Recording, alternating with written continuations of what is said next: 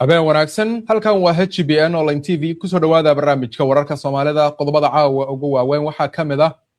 faahfaahin ka soo baxaysa dhimashada dad u badan hal qoys oo ku geeriyooday shil gaari oo ka dhacay dowlad deegaanka Soomaalida isla arrimahan khasaare dhimasho iyo dhaawac kale oo ka dhashay aaska dadkii geeriyooday iyo baadi goobka dad laga raadinayo burburka qabrigii la qodayo oo ku dumay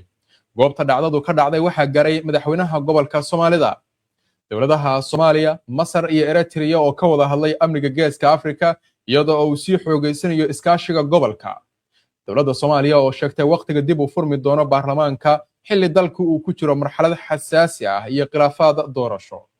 Madaxweyne Xasan Sheekh Maxamuud oo Muqdisho kulan kula qaatay mid kamid ah murashaxiinta u taagan xilka xogayaha guud ee qaramada midoobay.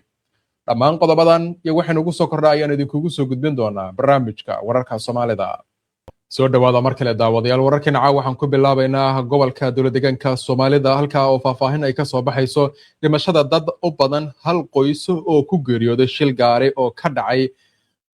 halkaasi halka warar kale oo isla gobolka ka imaanaya ay soo tibinayaan khasaare dhimasho iyo dhaawac kale oo ka dhashay aaska dadkaasi geeriyooday iyo baadigoobka dad laga raadinayo burburka qabrigii la qodayay oo dumay goobta dhacdadu ka dhacday waxaa gaaray madaxweynaha gobolka Soomaalida ugu yaraan 13 qof oo 12 kamid ah ay ka soo wada jeedaan hal qoys ayaa ku geeriyooday shil baabuur oo saaka ka dhacay deegaanka Guyow oo ka tirsan degmada Qabri Bayax ee dowlad deegaanka Soomaalida shilka ayaa yimid kadib markii ay isku dhaceen gaari siday qaad iyo sidoo kale mooto bajaaj waxaana sidoo kale jira dad dhaawacyo culus oo soo gaareen dadka goobjoogayaasha ah halkaasi jooga ayaa sheegay in tirada khasaaraha ay sii kordhi karto maadaama qaar kamid ah dhaawacyada xaaladoodu ay halis tahay dadka ku dhintay shilka ayaa maanta waxa loogu waday in loogu sameeyo deegaanka Qabri Bayax la tilmaamay in ay dhacdo kale ka dhalatay iyada oo dadkaasi aaskooda ay ka soo qayb galeen dad badan oo gobolka ah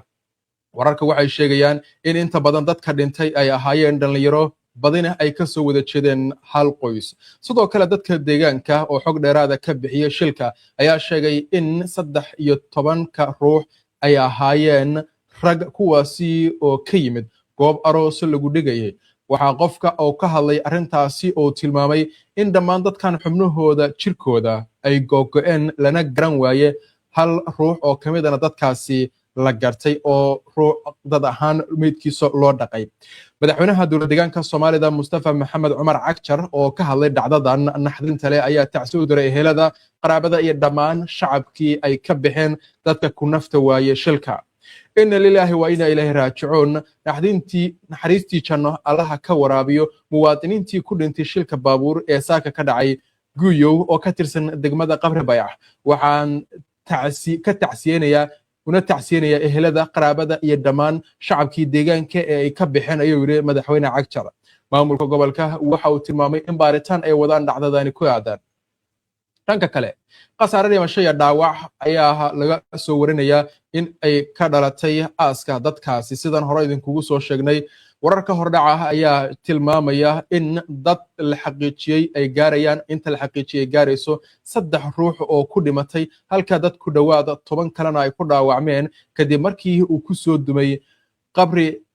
wadareed loo qodayo dadkaasi 13 ruux ahaa waxaana la tilmaamay in khasaaruhu uu sii kordhayo wali waxa la baadi goobaya dad kale oo lagu leeyahay burburka godka iyada oo dadka wax ka baadi goobaya dad badan oo wax ka baadi goobaya goobtaasi ay gaareen goorsii horeysay oo galabta waxa gaaray goobta dhacdadu ay ka dhacday madaxweynaha dowlad deegaanka Soomaalida Mustafa Maxamed Cumar Cagjar isaga oo ka qayb qaadanaya wadareedka loo sameynayo dadkaasi iyo sidoo kale dhacdadan dambe ee ka dhacday deegaanka oo la tilmaamay in ay xaaladda kaga sii dartay wixii wararkaasi ka soo kordha waxa xusid mudan in idinkugu soo gudbin doono daawadayaal barnaamijyadeena dambe iyo bogana internetka hbonlinetv.com bal markaan aynu eegno dowladaha Soomaaliya Masar iyo Eritrea ayaa ka wada hadlay amniga geeska Afrika iyadoo oo ay sii xoogeysanayso iskaashiga gobolka ee dalalkan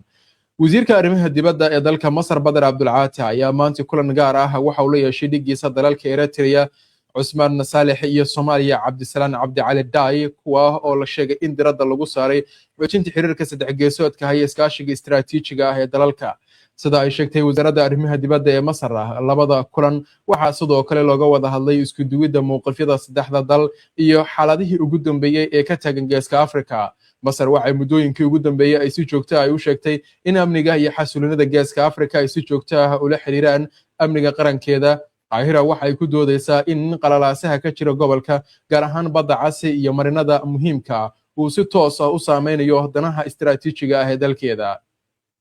Dadaaladan diblomaasiyadeed ayaa imaanaya kadib kulan uu madaxweynaha Eritrea Isaias Afwerki oo 17kii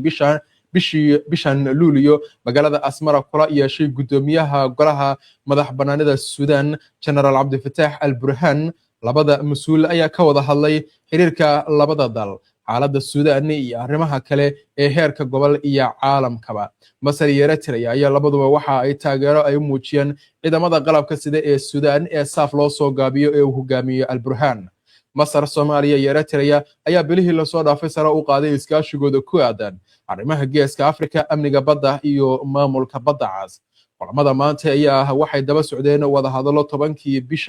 bishii Juun ka dhacay Qaahira oo dhex maray wasiirada arrimaha dibadda Masar iyo Eritrea, kuwa oo muujinaya sida Masar ay u kordhisay danaynteeda ku aadan amniga Geeska Afrika iyo deegaanka Badda Cas. Dhanka kale, Masar iyo Soomaaliya ayaa toddobaadkii hore kala siixday isafgarada lagu xoojinayo iskaashiga gaadiidka badda iyo dekedaha. Heshiiskaasi waxa uu yimid toddobaadyo uun kadib markii Masar iyo Eritrea ay kala siixdeen heshiis la xiriira gaadiidka badda iyo isku xirka dekedaha Badda Cas. Masar, Eritrea iyo Soomaaliya ayaa dhammaantooda isku mowqif ka qaatay in amniga iyo maamulka Badda Cas ay yihiin mas'uuliyad gaar u ah dalalka xeebaha ku leh Badda Cas, iyaga oo ku adkaystay in mustaqbalka istiraatiijiga ah ee Badda Cas ay go'aamiyaan wadamada xeebaha leh. Isku soo dhawaanshiyaha sii xogeysanaya ee Masar, Eritrea iyo Soomaaliya ayaa dhaliyay walaaca ay muujisay Ethiopia. Bishii May, wasaaradda arrimaha dibadda ee Ethiopia ayaa ku eedeysay Masar in ay wado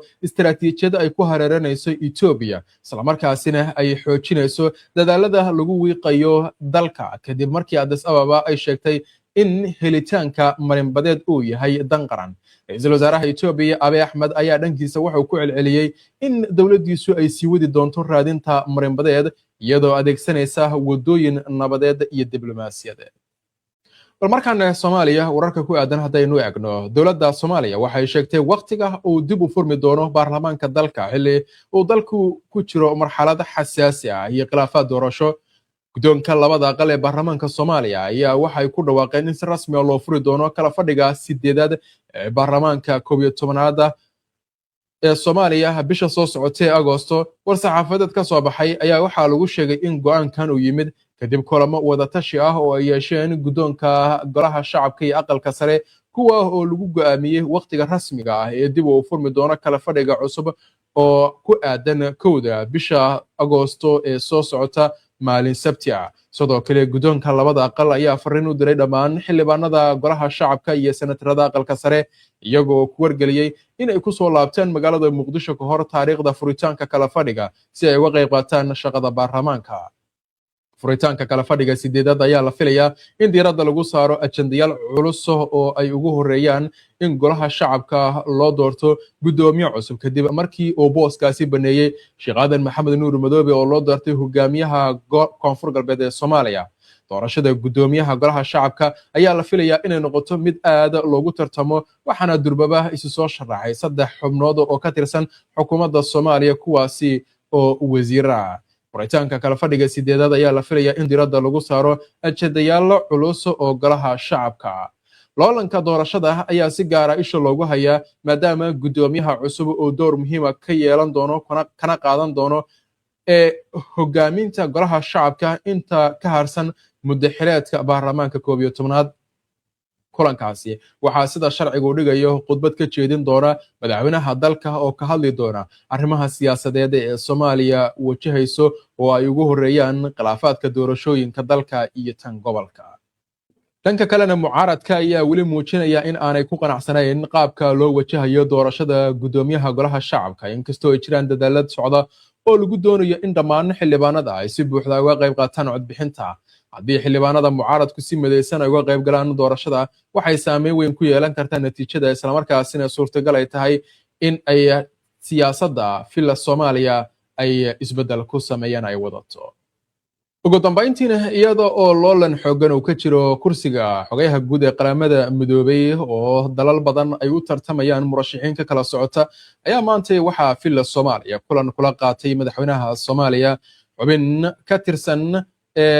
dadkaasi tartamaya oo matalaya dalka Chile madaxweyne xasan sheekh maxamuud ayaa maanta filla Soomaaliya ku qaabilay madaxweynihii hore ee dalka Chile Michelle Bachelet oo u sharaxan xilka xogayaha guud ee qaramada midoobay Bachelet waxay laba jeer soo qabatay xilka madaxweynaha dalka Chile waxaana madaxweyne xasan sheekh ka codsatay inuu ka taageero doorashada xogayaha guud ee qaramada midoobay iyadoo ballan qaaday inay si dhow ula shaqeyn doonto Soomaaliya haweeneydan ayaa sheegtay in ay ixtiraamayso midnimada madax bannaanida Soomaaliya qaybna ka ah dalalka golaha ammaanka ee qaramada midoobay Soomaaliya isla markaasina leh go'aanka doorashada xogayaha guud ee qaramada midoobay sidaasi oo kale waxaa dhawaan magaalada Muqdisho soo gaaray madaxweynihii hore ee dalka Senegal Macky Sall isaga oo ka codsaday in Soomaaliya ay kala shaqeyso ololihiisa doorashada xogayaha guud xilkan waxa uu sharaxan ilaa 8 dal oo kala ah Argentina Senegal Costa Rica Ecuador Guyana Chile Barbados iyo Colombia Soomaaliya ayaana codkeeda lagu tartamaya maadaama ay kamid tahay 15ka xubnood ama 15ka dal ee golaha ammaanka ee qaramada midoobay codkeedana saameyn yeelan karo waayahay qodobkaas ayaa ugu dambeeyay barnaamijkii wararka Soomaalida oo idinkaga imaanaya studio-ha labaad ee HBN wararkeeni barnaamijyadeena waxaad kala socon kartaan baraheena kala duwan Facebook YouTube Twitter X iyo barteena internetka ee hbnonlinetv.com waa inaan kulan dambe nabad geliyo